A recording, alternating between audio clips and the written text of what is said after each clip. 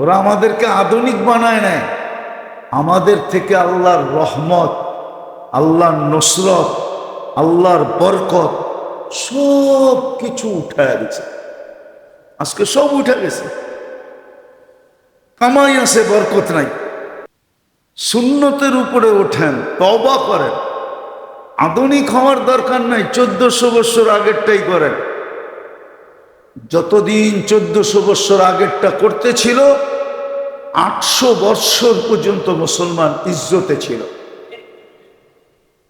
যেদিন থেকে আধুনিক হওয়া শুরু হয়েছে, ওই দিন থেকে পায়ের নিচের থেকে মাটি যাইতে শুরু করছে, রাজত্ব শেষ হয়ে গেছে। আজকে তো সব শেষ, শুধু আধুনিক হওয়ার কারণে। ওরা জানে এটারও কাহিনী আছে, এটাও কাহিনী 1400 বছর আগেই আছে। বাইতুল মুকাদ্দাস যেদিন স্বাধীন হয়, ওমর রাদিয়াল্লাহু তাআলা আনহুর জামানায়, তো ওদের শর্ত ছিল আমিরুল মুমিনিন না আসলে বাইতুল মুকাদ্দাসের চাবি আমরা দিব না। ইহুদিরা শর্ত লাগাইছে, চাবি আমরা দিব না। কেননা আমাদের কিতাবে লেখা আছে যে চাবি নিবে তার একটা প্রতিচ্ছবি আমাদের কিতাবে দেওয়া আছে, আমরা মিলায়া দেখব উনি কিনা। তো যাওয়ার পরে ওরা কিতাবে মিলায়া দেখছে হয় এই লোকটাই। তো চাবি হাতে দিয়া দিছে, দিয়া ওরা একটা ফন্দি করছে। মুসলমান সৈনিকরা যেখানে পরাও ডাইলা ছিলেন, ফিমা গেরা ছিলেন, ওইখান থেকে বাইতুল মুকাদ্দাসে ঢুকতে অনেক দূরত্ব ছিল। তোরা একটা ফন্দি করছে, ওদেরকে যদি আধুনিক বানাইতে পারো বা আধুনিকতায় যদি লিপ্ত করতে পারো, তাইলে কিন্তু যেই রহমত ওদের উপরে আসছে আল্লাহর পক্ষ থেকে সাহায্য, অল্প কয়েকটা মানুষের সাথে আমরা পায়রা উঠি না, এটা উঠা যাবে। আবার আমরা হামলা করে জিতা যাবে। ওমর রাদিয়াল্লাহু তাআলা আনহু একজনকে প্রথম পাঠাইছে যে রাস্তা দেখা আসো, অবস্থা কি। তো ও যায়া আসা খবর দিছে আমিরুল মুমিনিন অবস্থা খারাপ, আধুনিক বানানোর পলিসি চলতেছে, চলে গেছে রেডি। আপনার সৈনিকরা যদি ডাইনে বামে তাকাইলো তাইলে খবর আছে, সাহায্য কিন্তু চলে যাবে। আমিরুল মুমিনিন চিনতেন সাহাবাদেরকে, উনি ওনার সঙ্গী সাথীদেরকে চিনতেন। উনি শুধু একটা আওয়াজ দিছে, গাত্তু আবসারাকুম ওয়াদখুলু বাইতুল মুকাদ্দাস, দৃষ্টি শক্তি মাটিতে নিবদ্ধ করো আর বাইতুল মুকাদ্দাসের ঢোকা ব্যতীত ডাইনে বামে উপরে পর্যন্ত দেখবে না। বাস যেমন কথা তেমন কাজ। সবাই দৃষ্টি শক্তি নিবদ্ধিত হইয়া বাইতুল মুকাদ্দাসের ঢুইকা তারপরে ভিতরে যায় চক্ষু খুলছেন। ইহুদি হাইরা গেছে যে আমরা আধুনিক বানাইতে পারলাম না। কসম, সত্য এটাই। ওরা আমাদেরকে আধুনিক বানায় নেয়, আমাদের থেকে আল্লাহর রহমত, আল্লাহর নসরত, আল্লাহর বরকত সব কিছু উঠায় দিচ্ছে। আজকে সব উঠে গেছে, কামাই আছে, বরকত নাই। কামাই আছে, চোখের পানি আছে, রহমত নাই। চোখের দোয়ায় কাঁদে কিন্তু রহমত, আমরা দেখি আমাদের বয়ানে অনেকে কাঁদে বসা, কিন্তু বরকত নাই, আরে রহমত নাই, আল্লাহর রহমত নাজেল হয় না। চিৎকার আছে, সাহায্য নাই, দোয়া আছে, সাহায্য নাই। 16 দিন আল্লাহওয়ালারা দোয়া করে, আলেম ওলামারা দোয়া করে, দিনদাররা সারাদিন দোয়া করে। আপনি যান কাকরাইল মসজিদে যা দেখবেন ডেলি 20 বার দোয়া হয়, 20 বার। কি দোয়া হয় না? ওই ডাক্তার কি কয়, দোয়া হয় না? অফসিতে দোয়া, ঠিক না? এই কারগুজারিতে দোয়া হইতেই আছে। কিন্তু কই মসজিদ তো ভাঙ্গায় এখনো যায়, দেখেন ভাঙ্গা পড়ে রয়েছে।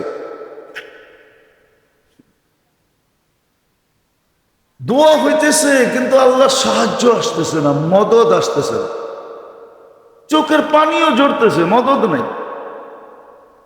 না আধুনিক হয়ে গেছি তো আজকে কেন জানি না এত কথা মনে উঠতেছে।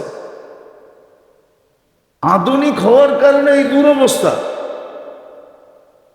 আবার এমন তুফান শুরু হয়েছে, আমাদের মাদ্রাসার পোলাপানরা আধুনিক হইতে চাইতেছে।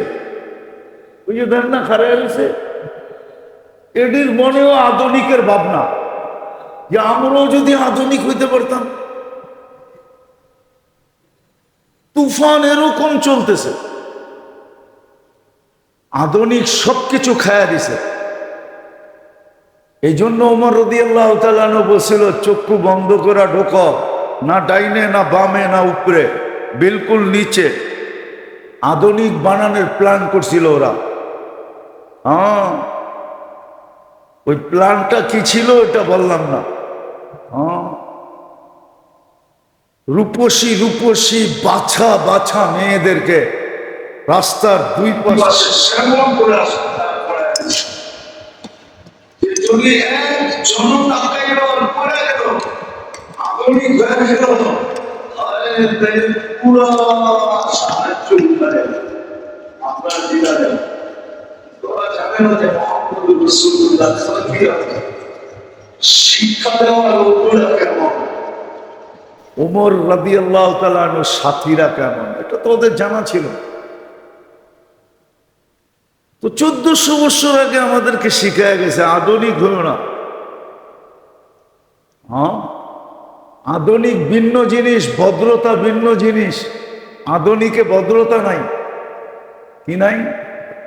কি নাই? কি নাই? মনে হয় মানবে না, মিডিয়াওয়ালা মানবে না। ওরা যেরকম হাজারো দানার নাম দিছে বেদানা। কি হাজারো দানার নাম? আরে দানা চিনেন? দানা, বেদানার ভিতরে কত দানা, হাজারো দানা, ওটার নাম দিছে। একটু আগে কি বলছিলাম জানি? ভদ্রতা। আধুনিকের ভিতরে ভদ্রতা নাই। কি নাই?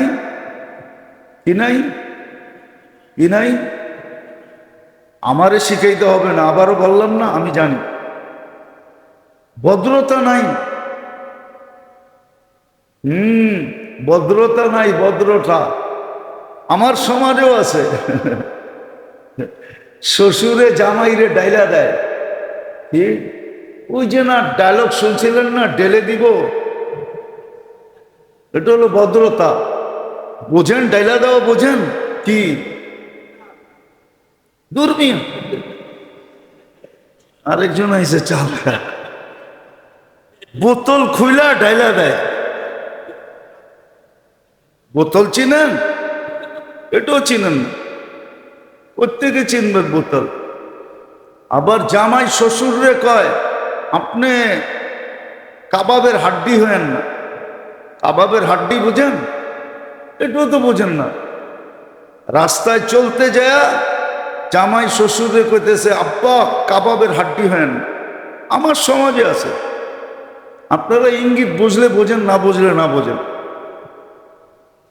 রাস্তায় চলতে যায় এনজয় করে, এনজয়। তো জামাই শ্বশুরে কয়, আমারটা তো বাড়িতে রেখে আইছি, আমি রাস্তায় একটু এনজয় করব, আপনি কিন্তু কাটা হয়েন না। এটার নাম বলে ভদ্রতা। কি ওই যে আধুনিকের ভদ্রতা, এটার নাম ভদ্রতা? ভদ্রতা তো ইসলাম শিক্ষা দিছে। নবীর আদর্শ ছাড়া ভদ্রতা নাই। আমাকে ভদ্রতা শিখাইতে হবে না, আমি ভদ্রতা চিনি। আমি ভদ্রতা আলহামদুলিল্লাহ চিনি, দুনিয়া ঘুরতে ঘুরতে চিনা ফেলছি। ডিকশনারি পড়া ভদ্রতা শিখি নাই। হ্যাঁ, বলে ভদ্রতা কার কাছ থেকে শিখবা? বাংলা একটা প্রবাদ বাক্য আছে, তা তুমি ভদ্রতা কোত্থেকে শিখলা? বলে অভদ্র থিকা। বলে কিভাবে? বলে ও যা করে আমি তা করি না, এটার নামই ভদ্রতা। আমি ভদ্রতা শিখছি মুহাম্মদুর রাসূলুল্লাহ দেখা, সাল্লাল্লাহু। আমি ভদ্রতা শিখছি আসহাবে মুহাম্মদ দেখা। আমি ভদ্রতা শিখছি হাসান হোসাইনকে দেখা, আমি ভদ্রতা শিখছি আহলে বাইত দেখা। আপনি বললেই আমি মাইনা নিব যে আপনি ভদ্র? নো, এটার নাম ভদ্রতা না। আমরা খোলা মনের মানুষ। কি কি কি ওনারা বলে খোলা, আধুনিক হইলে খোলা মন হয়ে যায়। কি মন বলে? কি কি তাহলে ওই গানই তো সত্য, মনটা যদি খোলা যেত। আগে কইলাম না আর কি, ছোটবেলার কথা বলতেছি আর কি। এটা তো স্কুলের জমানা। তাইলে বলে সন্দুকের মতো খুলা দেখাইতো। কি তো তোর মন তো খোলাই, আবার সন্দুকের মতো খোলা দরকার কি? দেখাই তো যায় যে ওইখানে না ইজ্জত আছে না সম্মান আছে। স্ত্রীকে ইজ্জত করতে জানে না, স্ত্রী স্বামীকে কদর করতে জানে না, সন্তান মা বাবাকে কদর করতে জানে না। কদর করতে যদি জানতো তো বৃদ্ধাশ্রমে রেখা আসতো কি করে? রাইখা আসার পরে ওর ঘুম হয় কি করে? ও খায় কি করে? ও অফিস করে কি করে? মা বৃদ্ধাশ্রমে, বাবা বৃদ্ধাশ্রমে, আর ও অফিস করে, ও খায়, ও বিবি বাল বাচ্চা এনজয় করে। ও তো কদর করতে জানে না। জানবে করতে কান? নবীর শিক্ষায় শিক্ষিত। আমরা মুহাম্মদুর রাসূলুল্লাহর শিক্ষায় শিক্ষিত। প্রত্যেকে এত দূর চলে গেলাম, ওই ইংলিশ মিডিয়াম থেকে এত দূর গেছি, আবার পিছে চলে যেতেছি। আল্লাহ আমাদেরকে ভালোবাসেন বিদায়, আল্লাহ আমাদেরকে ভালোবাসেন এই জন্য আল্লাহ আমাদের ফিরার প্রত্যাশী। আল্লাহ আশা করেন আমরা ফিরে আসি। আল্লাহ আমাদেরকে সুযোগ দেন ভালোবাসা দেখে। যদি জানতাম আল্লাহ আমাদেরকে কতটুকু ভালোবাসে, কসম খোদা, ওই হাদিস যেটা বলছে ওটাই সত্য। শিরা উপশিরা ফাইটা যেত। ওই অনুভূতি আমার ভিতরও নাই। দোয়া করেন এরকম অনুভূতি আসুক। জোরে বলেন আমি। নিজের জন্য দোয়া করেন যে এরকম অনুভূতি ভিতরে আসুক, যে আমি বুঝতে পারি আমার মালিক আমাকে কতটুকু ভালোবাসে,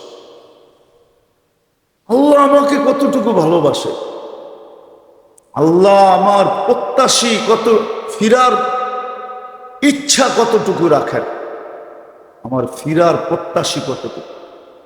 আল্লাহ চায় আমি ফিরে আসি। এই জন্যই আল্লাহ আমাদেরকে সুযোগ দেন। শুধু সুযোগ দেন না, আহ্বানের সাথে সুযোগ দেন। বললাম না যে সূর্য যে ডুবতে দেখলো তার মনে করা উচিত যে আরেকটা সুযোগ, অন্ধকারের সুযোগটা আমার হাতে চলে আসে। সে ইচ্ছা করলে অন্ধকারের সুযোগটা হাতে লাগাইতে, কাজে লাগাইতে পারে। আবার সূর্য যখন উঠতে দেখলো তো তার চিন্তা করা উচিত আলোর সুযোগটাও চলে আসছে। অন্ধকারেরটা তো ছিলই, এখন আলোর সুযোগটাও আল্লাহ আমার হাতে উঠে দিছে। এই জন্য তো সূর্য বলতে বলতে ওঠে ফাগতানিম। সূর্য শেষ একটা শব্দ বলে ফাগতানিম। তুই সুবর্ণ সুযোগ মনে কর, আমাকে উঠতে দেখছিস, আমার সাথে তো দেখা হয়ে গেছে, সুবর্ণ সুযোগ মনে কর, ফাগতানিম, সুবর্ণ সুযোগ মনে কর। তো যেটা বুঝাইতেছিলাম, মহররমও একটা সুযোগ আমাদের জন্য। আজকেই মহররমের 10 তারিখ, যেটাকে আশুরা বলে। আশুরা শুক্রবারে আসছে। আশুরা কি? এক তো হলো মহররম, দ্বিতীয় হলো আশুরা, তৃতীয় হলো শুক্রবার। তিনটা একত্রিত হয়ে গেছে। মহররমুল হারাম, মাস কি? মহররম। দিন কি? আশুরা। তারিখ কি? আশুরা। তারিখ আশুরা দিন কি? জুমা। তিনটা আজকে একত্রিত হয়ে গেছে। বড় সুযোগ ছিল। হ্যাঁ, গতকাল সূর্য ডুবার থেকে নিয়ে সুযোগ চলতেছে, বড় সুযোগ ছিল। জানি না রাত্রে কেউ 100 বার ইস্তেগফার করছে কিনা। এখানে এক আধজন হবে, আর কেউ হবে না। যে রাত্রে 100 বার ইস্তেগফার করছে, বা এখন পর্যন্ত পড়া নিছে, বা সূর্য ডুবা পর্যন্ত পড়বে কিনা এটাও আমি জানি। কি পড়বেন মনে হয় না। উচিত ছিল আল্লাহর কাছে মাপ চাওয়া। কালকে সন্ধ্যার থেকেই উচিত ছিল, সূর্য ডুবার পরের থেকেই উচিত ছিল যে নিজেকে এক পরিবর্তনের ভিতরে নিয়ে আসা, ইস্তেগফার কর, মাপ চাওয়া। খুব কেননা এই দিনে আল্লাহ মাফ করছেন। গত জুমায় বলছিলাম কি কি করতে হবে। উচিত ছিল প্রচুর ইস্তেগফার করা, উচিত ছিল প্রচুর দুরূদ পড়া, উচিত ছিল প্রচুর আল্লাহকে ডাকা। আল্লাহকে কি উচিত ছিল? আল্লাহকে।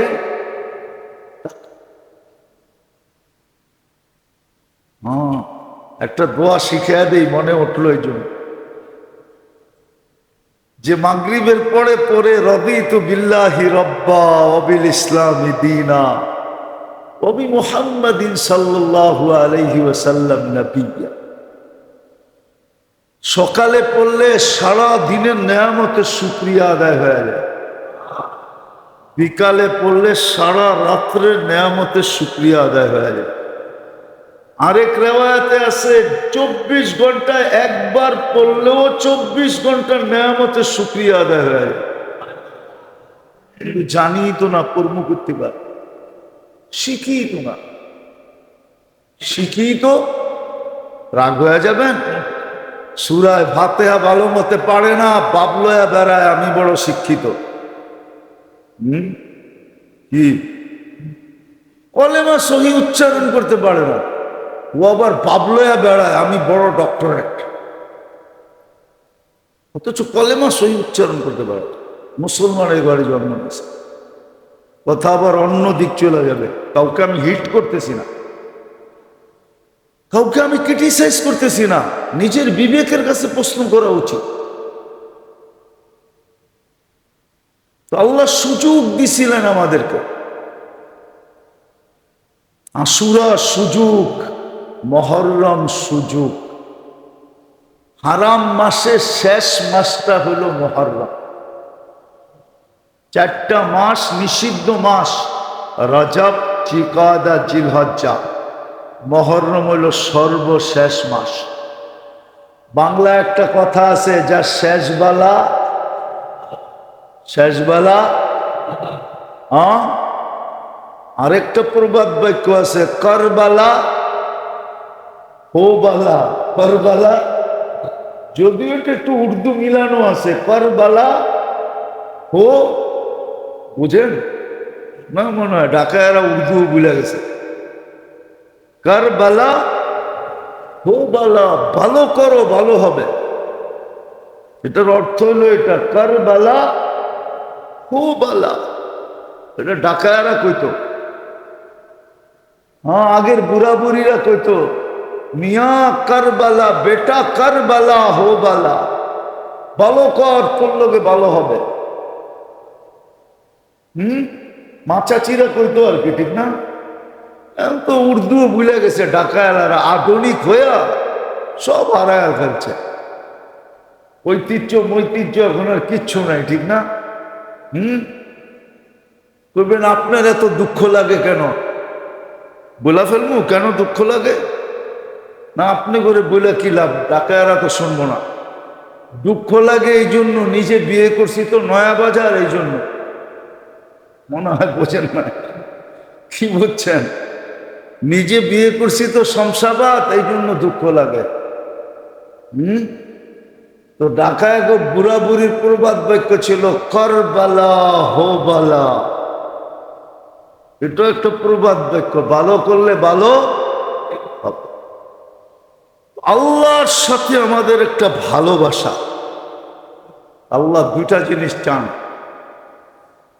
আমরা যেন ফিরাও আসি, এই জন্য সর্বক্ষণ ডাকতেও থাকেন, অপেক্ষাও করতে থাকেন।